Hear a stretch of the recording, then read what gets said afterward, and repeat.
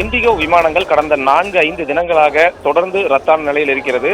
உள்நாட்டு விமானங்களை அதிகம் இயக்கக்கூடிய இந்த இண்டிகோ நிறுவனத்தில் விமானிகள் மற்றும் விமான பணிப்பெண்களின் அந்த ஓய்வு நேரத்தை அதிகரித்தது தொடர்பாக பல்வேறு பகுதிகளுக்கு செல்லக்கூடிய விமானங்கள் ரத்து செய்யப்பட்டு வருகின்றன. குறிப்பாக கோவையிலிருந்து பார்த்தோம்னா கோவை ஹைதராபாத், கோவை சென்னை, கோவை மும்பை, கோவை கல்கத்தா, அதே போன்று கோவை டெல்லி உள்ளிட்ட பல்வேறு முக்கிய நகரங்களுக்கு இண்டிகோ விமானங்கள் தான் அதிக அளவில் இயக்கப்பட்டு வருகின்றன. இந்த நிலையில கடந்த 4 நாட்களுக்கும் மேலாக தினசரி 10-15 விமான அந்த பயணம் என்பது ரத்து செய்யப்பட்டு வருகிறது. இன்று கூட 9 விமானங்கள் ரத்து செய்யப்பட்டிருக்கிறது.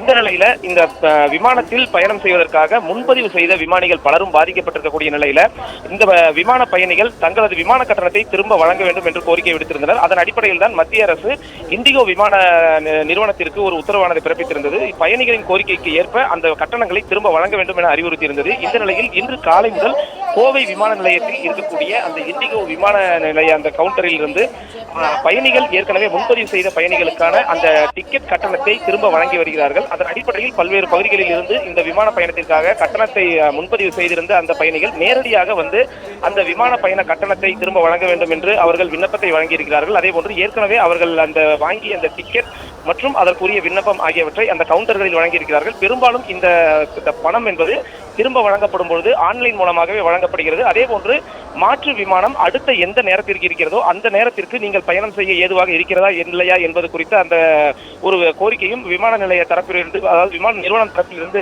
கேட்கப்படுகிறது. அதன் அடிப்படையில் இவர்கள் அடுத்த விமானத்தில் பயணம் செய்ய தயார் என்று கூறப்படும் பட்சத்தில் அவர்களுக்கு மாற்று டிக்கெட் ஆனது வழங்கப்படுகிறது. அப்படி இல்லை என்றால் அவர்களுக்கான அந்த கட்டணம் திரும்ப வழங்கப்படுவது ஆன்லைன் மூலமாகவே வழங்கப்படுகிறது.